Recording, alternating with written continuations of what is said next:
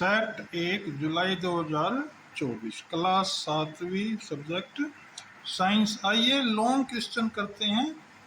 Question number 9 से लेके question number 12 तक। उदासीनी परक्रम का उदाहरण सहित वर्णन कीजिए। उदासीनीकरण के परक्रम को एक उदाहरण देते समझाइए। उदासीनीकरण किसी अम्ल और किसी क्षारक के बीच होने वाली अभिक्रिया को उदासीनीकरण अभिक्रिया कहते हैं। लवण और जल इस अभिक्रिया के उत्पाद है। अम्ल जमा क्षार बराबर लवण जमा जल। हाइड्रोक्लोरिक अम्ल में अगर हाइड्रोक्साइड मिलाई जाए तो सोडियम क्लोराइड और पानी बनता है।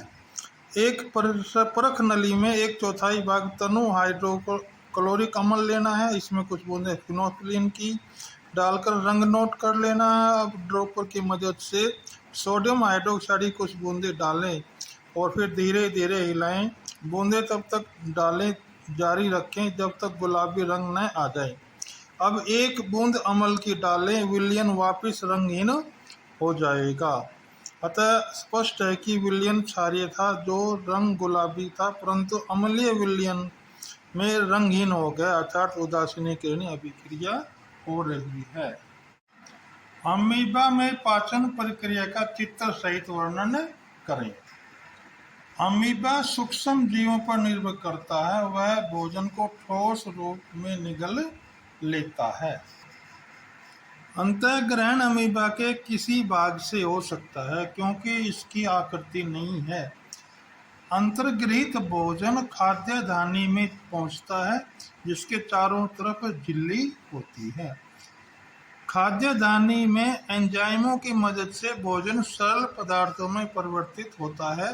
यह सरल पदार्थ जीव द्रव में अवशोषित हो जाते हैं और नया द्रव निर्माण करने में सहायक होते हैं। अनपचा भोजन धानी में रह जाता है। धानी संकुचित और छोटी होकर कोशिका भित्ति के पास आकर फट जाती है जिससे अपचित भोजन निष्कासित हो जाता है। ये चित्र हो जाएंगे अमीबा का है। ये है इस प्रकार, ये हमने चित्र बनाने हैं। उष्मा चालक व उष्मा रोधी का उदाहरण सहित वर्णन कीजिए। चालक वे पदार्थ जो उष्मा में से उष्मा को आसानी से गुजरने देते हैं। वे पदार्थ जो अपने में से उष्मा को आसानी से गुजरने देते हैं उष्मा के चालक कहलाते हैं, जैसे एल्युमिनियम, आयरन, तांबा आदि। उष्मारोधी वे पदार्थ जो अपने में से उष्मा को आसानी से गुजरने नहीं देते उष्मा के कुचालक या उष्मारोधी कहलाते हैं, जैसे प्लास्टिक, लकड़ी, रबड़ आदि। क्वेश्चन नंबर 12 स्वकोशी, परपोषी व सहजीवी संबंध का वर्णन कीजिए। ये सजीव सूर्य की रोशनी में अपना भोजन स्वयं तैयार करते हैं। उदाहरण हरे पादप, नील हरित शैवाल। परपोषी ये सजीव अपना भोजन पादपों या अन्य जीवों से प्राप्त करते हैं, जैसे परजीवी, कवक, जीवाणु, जंतु।